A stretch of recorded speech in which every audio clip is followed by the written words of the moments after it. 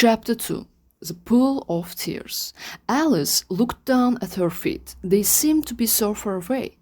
How interesting. Now I am growing up. Oh, my feet. I wonder who will put on my shoes and stockings now. I am sure I won't be able to do that, cried Alice. Then Alice tried to walk. At that moment, her head struck against the roof of the hall.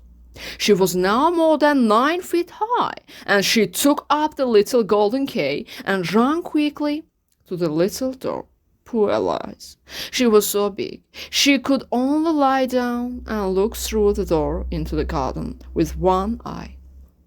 She sat down and began to cry for a long time. Soon there was a big pool of tears around her. After some time she heard the little pattering of feet in the hall. She quickly dried her eyes to see who it was. It was the White Rabbit with a pair of white gloves in one hand and a big fan in the other. He walked very quickly. "All the Duchess, I will keep her waiting," said the White Rabbit. Soon White Rabbit came near Alice. She was ready to ask him for help. "If you please, sir," began Alice. As Alice started to speak, the White Rabbit dropped the white gloves and the fan and ran away in the darkness. Alice picked up the fan and fanned herself for some time. "Today everything is so strange, and yesterday things were just as usual. I wonder, did I change in the night? Was I the same when I got up this morning? And who I am? And that's a big mystery.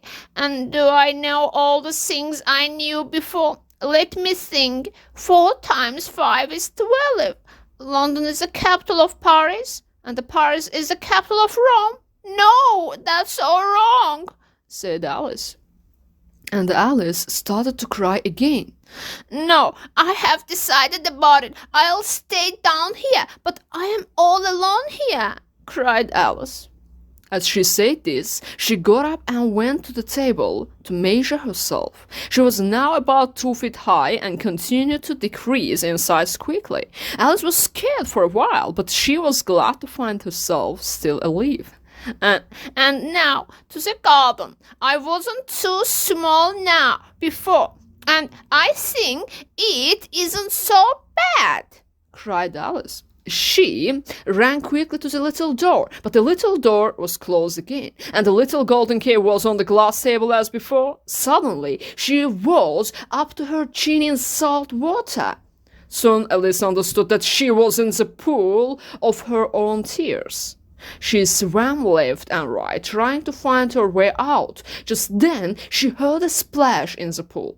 She swam around to see what it was. The next moment she saw a mouse. She didn't know whether the mouse could talk or not. Anyway, she decided to try. "Mouse, do you know the way out of this pool? I'm so tired now. I can't swim anymore," said Alice. The mouse looked at her attentively, but it said nothing. "Perhaps this mouse doesn't understand English. I think it is a French mouse," thought Alice to herself. "Oh, est machate?" said Alice. The mouse jumped out of the water and shook with fear. And no wonder, because Alice said in French, "Where is my cat?" So she tried to calm down the mouse quickly. I am sorry. I forgot you didn't like cats.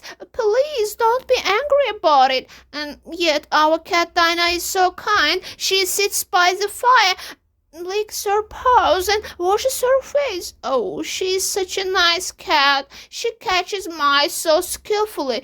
Oh, I am sorry. I won't talk about her anymore," said Alice. "Of course not. I don't want to talk about your cat. Our family always hated cats. They are such bad animals," cried the mouse.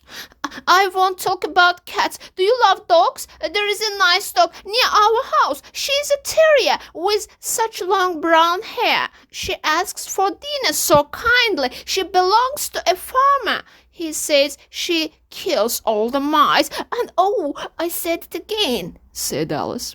At that moment, the mouse swam away from her quickly. "Mouse, come back! We won't talk about cats and dogs anymore, cried Alice. And the mouse swam back to her. Its face was white with fear.